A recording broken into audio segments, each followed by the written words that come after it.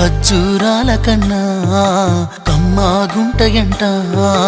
లేక లేక నేను ఫోను చేస్తే నువ్వు హల్లో అన్నవంటే బెల్లం బువ్వ కన్నా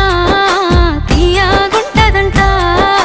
ఎన్నడూ నాడు ఫోను చేసి బాగున్నావన్నవంటే ఏడాది ఎండల్లో ఉంటేనై మోస్తున్న నా బతుకు కష్టాలని పిల్లని చెయ్యి పట్టాలని